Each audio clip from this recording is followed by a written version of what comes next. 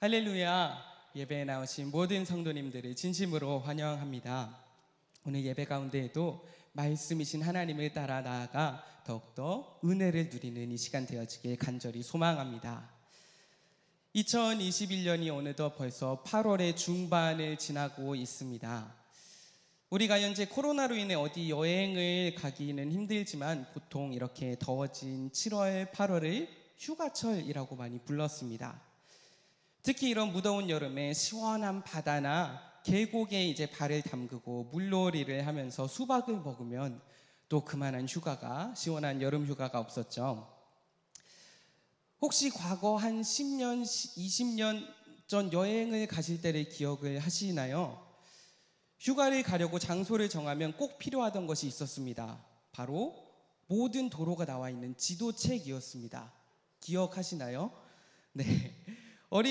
저의 어릴 적도 살펴보면은 여행 장소를 정하면 이제 전날에 아버지와 누나와 저와 이제 지도책을 펼치기 시작했습니다. 그리고 이제 미리 형광펜으로 체크를 하고 또 여행하면서 중요한 그 표지판, 안내판들을 보면서 여기서 빠져야 돼, 저길로 가야 돼 라고 즐겁게 여행을 떠났던 기억이 있습니다. 우리 성도님들도 그런 기억이 있으신가요? 한 번은 형광펜으로 이제 또 칠하고 다음 여행 때도 그걸 안 지워가지고 길을 잘못 빠진 그런 적도 있었는데 어쨌든 이러한 모든 시간들이 되게 즐거운 추억이었습니다.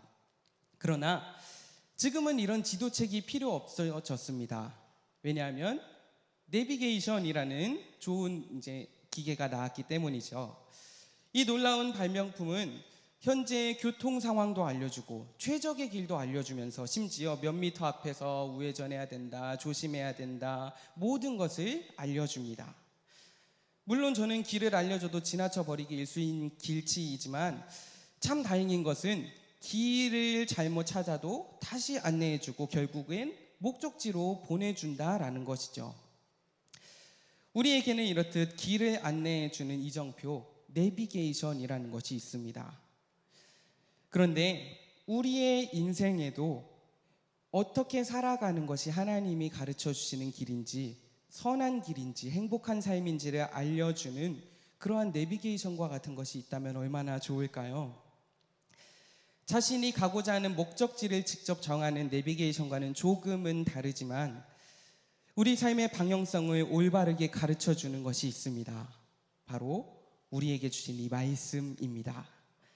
우리에게 주신 이 말씀은 우리가 어떻게 살아가야 할지, 어떠한 것이 우리가 걸어가야 할 하나님의 길인지 그 모든 질문에 대한 해답을 가지고 있습니다. 오늘 말씀을 함께 나누며 이 주의 말씀으로 인해 우리의 삶의 방향성을 온전히 세워나가는 이 시간 되어지길 간절히 소망합니다. 오늘 말씀을 통해 우리가 먼저 살펴볼 것은 하나님은 살아계시며 우리를 위한 크고 놀라운 계획을 가지고 계시다라는 것입니다. 오늘 말씀 1절에서 2절 말씀에 보시면 사도 요한이 이제 요한복음의 시작을 이렇게 시작합니다. 우리 함께 읽어보도록 하겠습니다. 시작. 태초에 말씀이 계시니라. 이 말씀이 하나님과 함께 계셨으니 이 말씀은 곧 하나님이시니라. 그가 태초에 하나님과 함께 계셨고. 아멘. 혹시 태초에라고 하면 떠오르는 말씀이 있으신가요? 네, 맞습니다. 태초에 하나님이 전지를 창조하시니라 라는 창세기 1장 1절의 말씀이 떠오르게 됩니다. 아무것도 없던 태초에 하나님께서 천지를 창조하셨습니다. 그렇다면 하나님께서 이 땅을, 온 땅의 그 만물들을 어떻게 창조하셨는지를 기억하시나요? 네, 맞습니다. 바로 말씀으로 창조하셨습니다.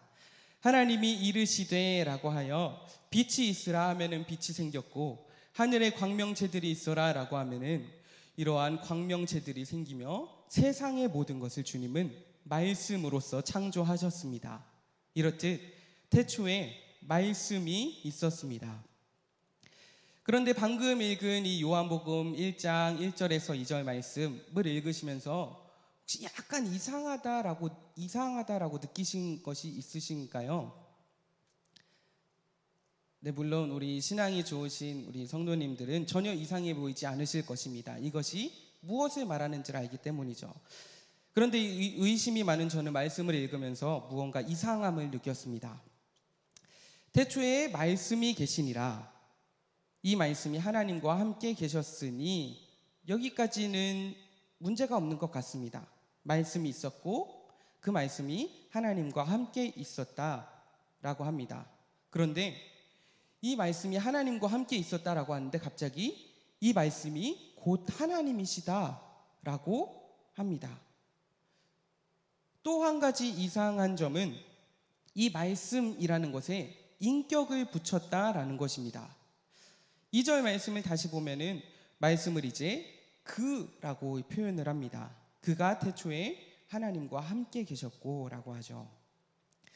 그렇다면 사도 요한은 이 요한복음의 첫 시작을 이렇게 쓰면서 무엇을 말하고 싶었던 걸까요?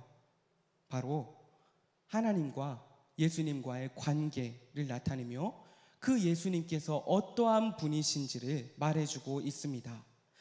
사도 요한의 이 첫 구절인 1절과 2절은 놀라운 진리를 먼저 선포합니다. 바로 우리 예수님은 태초부터 계셨으며 말씀으로서 하나님과 함께 계셨고 또한 근본적으로 그분은 참 하나님이시다라는 것을 분명하게 드러냅니다. 즉 이 말씀을 통해 하나님께서 태초부터 함께 계셨으며 삼위일체의 하나님께서 우리와 함께 하시다라는 것을 보여주고 있는 것이죠. 사도 요한은 이 태초에 그 말씀이 하나님과 함께 있었다, 그 말씀이 하나님이다라는 것을 분명하게 전하면서 이후 이렇게 말을 이어갑니다. 3절부터 4절 말씀해 보시면 만물이 그로 말미암아 지은 바 되었으니 그가 지은 것이 하나도 그가 없이는 된 것이 없느니라. 그 안에 생명이 있었으니 이 생명은 사람들의 빛이라. 하나님께서 창조하신 온 땅의 그 만물에는 하나님의 손길이 안 미친 것이 없으며 모든 것은 하나님의 선하신 계획 아래 창조되었습니다. 그렇다면 사도 요한은 요한복음을 기록하며 왜 이 주제를 먼저 던지고 시작을 할까요?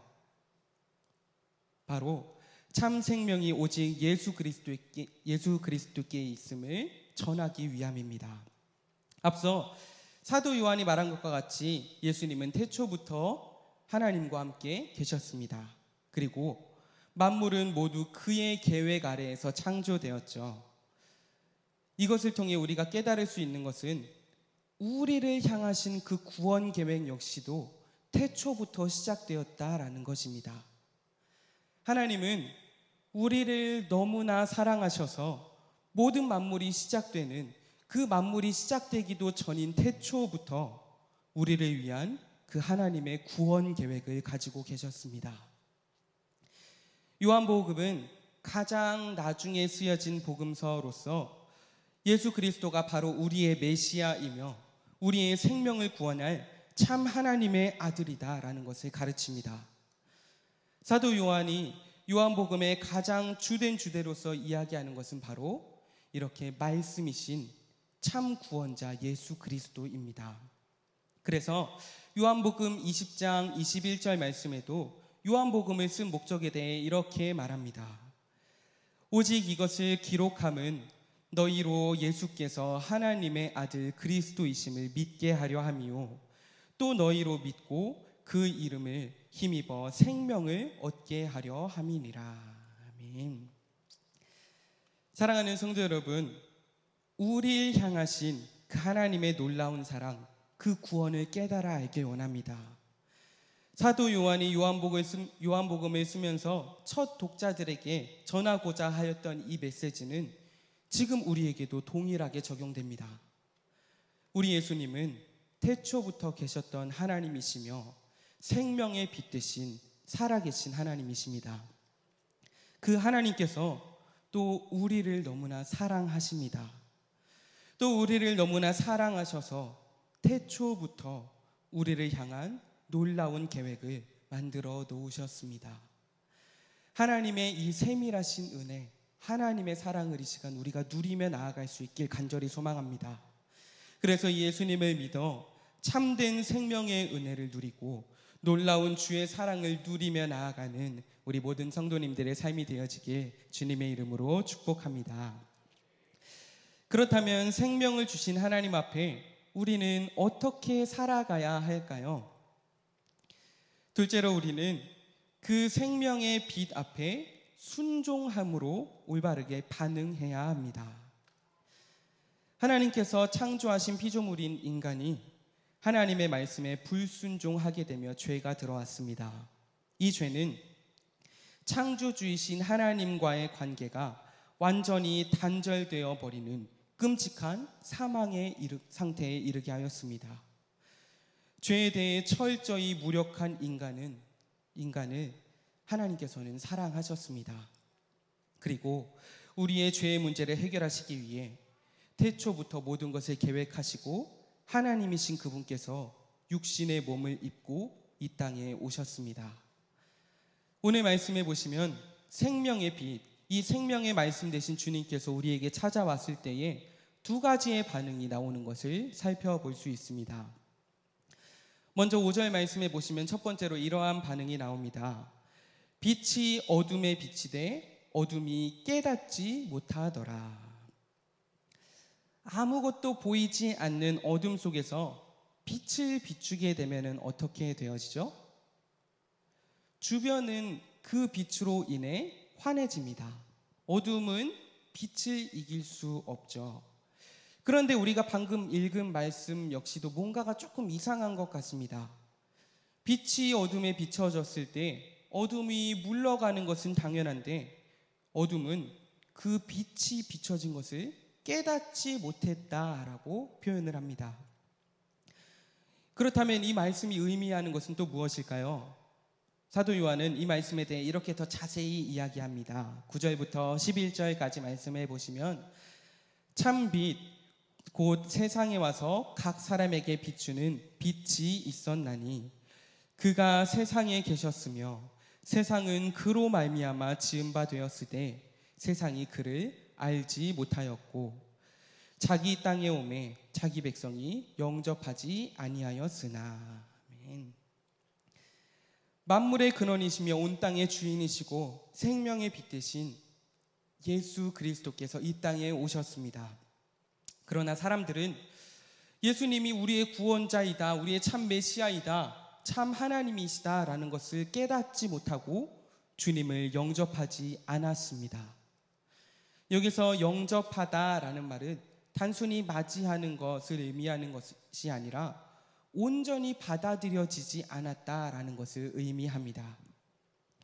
즉 어둠 가운데 있는 우리를 위해 빛 대신 예수님께서 오셨음에도 불구하고 사람들은 이것을 깨닫지 못하였습니다. 빛이 우리에게 비추어졌음에도 불구하고 그저 어둠 속에 머뭅니다. 또 이어서 말씀, 그 생명의 빛이 비추어질 때에 두 번째 반응이 나타납니다. 아까 읽었던 14절, 우리 14절 말씀에 보면 이렇게 말합니다. 이 말씀 함께 읽어보도록 할까요? 시작. 말씀이 육신이 되어 우리 가운데 거하심에 우리가 그의 영광을 보니 아버지의 독생자의 영광이요 은혜와 진리가 충만하더라. 아멘. 말씀, 그 생명의 빛 대신 예수님께서 우리 안에 거하였을 때에 그 예수님을 영접하였을 때에 어떻게 되어집니까? 그 영광의 빛을 본 자들은 참 독생자이신 예수 그리스도를 깨달아 알게 되며 그 영광을 바라보게 됩니다. 이 영광을 보게 되면 단순히 보는 것만을 의미하는 것이 아닌 충만함으로 받게 됩니다. 이렇게 충만함으로 받게 될 수 있는 그 이유는 바로 영접하였을 때에 하나님의 자녀가 되는 권세를 부여받았기 때문입니다. 이것은 우리의 힘으로 영접한 것이 아닌 오직 하나님의 은혜로 주어졌다라는 것을 오늘 말씀은 또 기록합니다. 이것이 빛 대신 하나님의 말씀 예수 그리스도를 영접한 자, 바로 구원받은 백성, 우리가 받는 특권입니다. 그리고 이어받은 그 은혜를 이렇게 고백합니다. 16절 말씀에 우리가 다 그의 충만한 데서 받으니 은혜 위에 은혜로라. 아멘. 여기서 은혜 위에 은혜라는 말 속에 위에라는 단어는 대신에 대체해서라는 뜻을 가지고 있습니다. 이 은혜 위에 은혜라는 말이 얼마나 크고 놀라운지는 다음 절을 살펴보면 알 수 있습니다. 이후 말씀에 보면은 율법에 대해서 나옵니다. 17절 말씀에 보시면 율법은 모세로 말미암아 주어진 것이요 은혜와 진리는 예수 그리스도로 말미암아 온 것이라. 과거 구약의 시대에는 모세를 통해 율법이라는 말씀을 주시며 하나님은 그렇게 자기를 계시하셨습니다. 그런데 이 율법의 역할은 무엇입니까? 로마서 3장 20절 말씀해 보시면 그러므로 율법의 행위로 그의 앞에 의롭다 하심을 얻을 육체가 없나니 율법의 행위로는 죄를 깨달음이라. 율법의 역할이 여기서 무엇입니까? 율법의 역할은 죄를 깨닫게 하는 것입니다. 즉 율법의 우리의 행위로서는 우리는 구원을 얻을 수 없습니다. 온전히 하나님의 은혜만이 우리를 구원케 하는 것이죠. 말씀이신 그분, 근본 하나님의 본체이신 예수님께서 자기를 비워 직접 육신의 모습을 입고 낮아지심으로 우리에게 찾아오셨습니다. 눈에 보이지 않던 이 말씀, 그저 추상적으로만 볼 수 있던 하나님을 눈으로 그리고 직접 보고 만지고 들을 수 있게 되었습니다. 사도 요한이 쓴 요한 1서 1장 1절에도 보면 사도 요한은 이렇게 말합니다. 태초부터 있는 생명의 말씀에 관하여는 우리가 들은 바요 눈으로 본 바요 자세히 보고 우리의 손으로 만진 바라. 아멘. 사도 요한은 끊임없이 이 말씀이신 예수님 참 그리스도에 대해서 강조하여 말합니다. 말이라는 것은 우리가 들을 수 있지만 눈으로 볼 수는 없고 특히 손으로 만질 수는 없습니다. 그런데 사도 요한은 태초부터 있는 이 생명의 말씀은 우리가 듣고 또 눈으로 자세히 보고 손으로 만진 말씀이다 라고 말합니다.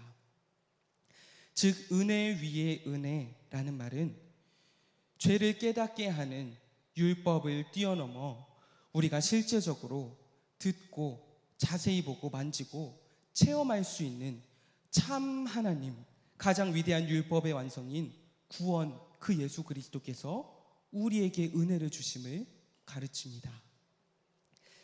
말씀이신 하나님께서 육신의 몸을 입고 우리 가운데 거하심으로 완전한 구원을 우리에게 이루어 주셨습니다. 그리고 아버지의 영광과 그 은혜와 진리가 충만한 삶을 바로 우리에게 허락하셨습니다. 다시 말해 예수님께서 성육신하신 것 그 자체로 우리는 명확하고 분명하게 하나님을 알 수 있는 은혜의 영광을 누리게 되었다라는 것입니다. 이것이 바로 우리가 누릴 수 있는 은혜 위에 은혜입니다. 사랑하는 성도 여러분, 살아계신 하나님의 말씀이 우리에게 임할 때에 우리는 어떻게 반응하십니까? 빛이 찾아옴에도 불구하고 깨닫지 못하는 어둠 가운데 계십니까? 아니면 은혜 위에 은혜를 누리며 살아가고 계십니까? 지금 우리가 살아가는 이 시대는 은혜의 말씀이 홍수와 같이 부어지는 시대에 살고 있습니다.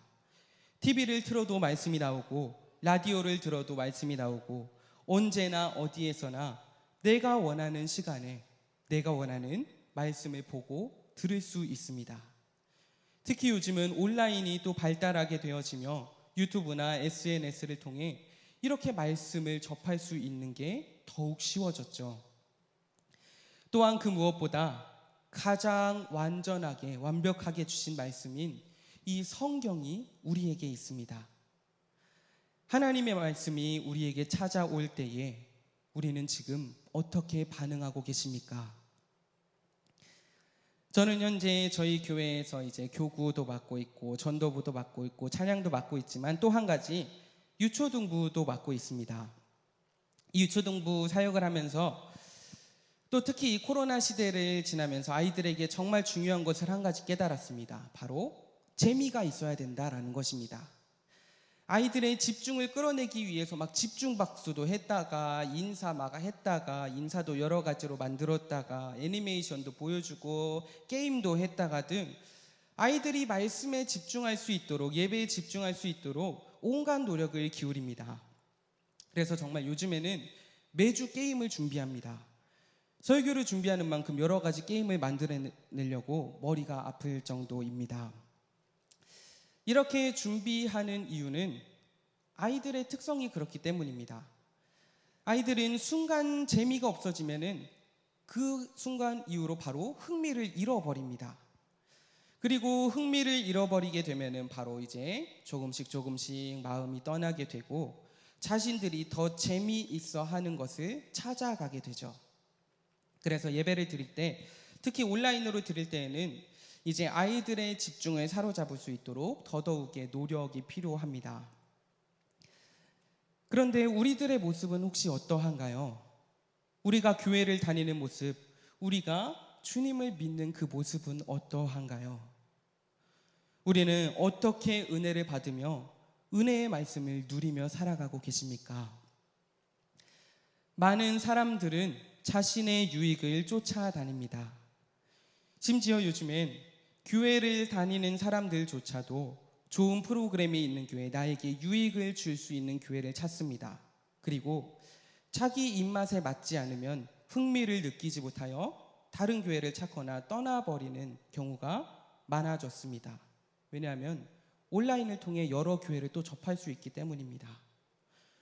입으로는 하나님의 말씀이 살아있다, 성경으로 충분하다라고 고백하지만 그 안에 말씀이신 하나님은 없습니다. 오직 나에게 유익을 주는 말씀만, 나에게 흥미를 주는 말씀만 살아있다라고 느끼며 진정한 살아계신 하나님의 말씀을 깨닫지 못합니다. 말씀이신 하나님은 없고 내 안에 유익만 살아있는 것이죠. 그러나 히브리서 4장 12절에 보면 하나님의 말씀은 이러한 것이다 라고 말합니다. 하나님의 말씀은 살아있고 활력이 있어 좌우에 날선 어떤 검보다도 예리하여 혼과 영과 및 관절과 골수를 찔러 쪼개기까지 하며 또 마음의 생각과 뜻을 판단하나니. 하나님의 말씀은 살아있습니다. 그 어떠한 검보다도 예리하여 우리의 혼과 영과 관절과 골수를 찔러 쪼개기까지 하며 우리의 마음과 생각, 뜻, 모든 것을 주장하게 되는 것이 우리 하나님의 말씀입니다. 또 케빈 베누주의 이 텍스트의 의미가 있는가라는 책에도 보면은 이렇게 말합니다. 신약 성경은 예수님을 하나님에 대한 자취가 아니라 하나님의 형상으로 제시한다. 그 형상은 하나님의 영광을 반영하며 하나님의 존재의 정확한 재현이다. 이 말은 우리에게 주신 이 생명의 말씀이 단순히 하나님에 대한 자취 행정만 기록한 단순한 글이 아니라 하나님의 형상을 온전하게 보여주는 것이라는 것입니다. 이 형상은 하나님의 영광과 계획하심, 그분의 뜻, 모든 것이 드러납니다. 바로 우리에게 향한 그 말씀이 말이죠. 우리에게 주신 이 말씀은 어떠한 의미가 있습니까? 내가 원하는 시간에 언제나 어디에서나 말씀을 들을 수 있으며 수많은 말씀이 홍수와 같이 흘러나오는 이 시대 속에서 우리는 하나님의 말씀을 얼마나 사모하며 그 말씀 앞에 지금 어떻게 반응하고 계십니까? 이 말씀은 태초부터 계획하여 우리를 주신 하나님의 은혜, 놀라운 사랑입니다. 주의 말씀은 시편 119편 105절에서 고백하듯이 내 발의 등이요 우리 길의 빛이 됩니다. 즉 우리가 살아가야 할 길을 밝혀주며 나를 살리게 하는 그 생명의 은혜가 바로 이 말씀 안에 있다라는 것입니다. 사랑하는 성도 여러분, 우리에게 주신 이 말씀을 우리가 더욱더 사모할 수 있길 원합니다. 또 우리에게 선포되어지는 이 말씀을 순종함으로 생명의 뜻을 걸어 나아가는 우리 모든 성도님들이 되어지길 원합니다. 그래서 말씀을 더 깊이 사모하여 날마다 주의 말씀을 묵상함으로 하나님의 충만한 은혜 위에 은혜를 누리며 살아가는 우리 모든 성도님들이 되어지길 주님의 이름으로 축복합니다. 말씀을 정리하도록 하겠습니다. 하나의 찬양을 소개하고 마치려고 합니다. 찬양의 제목은 My Mother's Bible입니다. 담임 목사님처럼 영어가 잘은 안 되네요. 네. 이 찬양의 앞선 가사에는 많이 헤어지고 흐려졌지만 내가 사랑하고 귀하게 여기는 책이 있는데 어린 시절 어머니가 이것을 나를 위해 읽어주며 하나님의 사랑을 알려주었다라는 이야기가 나옵니다. 그리고 마지막 가사는 이러합니다. 그 날들은 지나가 버렸습니다. 그러나 그 기억들은 여전히 선합니다. 그리고 그 사랑스러운 오래된 책은 이제 매일의 나의 인도자가 되었습니다. 그리고 나는 주님의 일을 하고자 합니다. 나의 어머니께서 그때 내게 가르치셨던 것처럼 항상 내 마음에는 주님의 말씀이 거하고 있습니다. 복되고 귀한 책, 그 위에는 여러 번 보고 싶은 당신의 눈물이 얼룩져 있습니다. 내가 좁은 길을 걸을 때에도 매일매일 다정하게 인도하며 그것은 나를 저 위에 밝은 길로 인도할 것입니다. 혹시 이 찬양이 어떠한 찬양인지 아시겠나요? 바로 아까 했던 나의 사랑하는 책 찬양입니다. 이 찬양의 고백은 살아계신 그 말씀이 어머니의 신앙에서 이제는 나를 인도하는 살아있는 말씀이다라는 놀라운 간증이 담겨 있습니다. 사랑하는 성도 여러분, 지금 우리에게 주신 이 말씀, 하나님의 말씀은 우리 각자에게 어떠한 의미가 있습니까? 우리를 구원하신 하나님은 우리에게 어떠한 존재입니까? 하나님의 말씀은 또 우리의 하나님은 목사님의 하나님, 내 친구의 하나님, 내 아버지의 하나님, 가족 중에 누군가 다른 사람의 하나님이 아닌 이제는 나의 하나님으로 고백해야 합니다. 우리에게 참 생명을 주신 그 하나님의 말씀을 따라갑시다. 이 말씀에 참 생명이 있고 우리의 참 행복이 있습니다. 우리에게 그 놀라운 계획을 태초부터 계획하신 하나님의 그 은혜, 이 말씀을 더욱더 사모함으로 은혜 위에 은혜를 누리며 살아가는 우리 모든 성도님들의 삶이 되어지길 주님의 이름으로 축복합니다.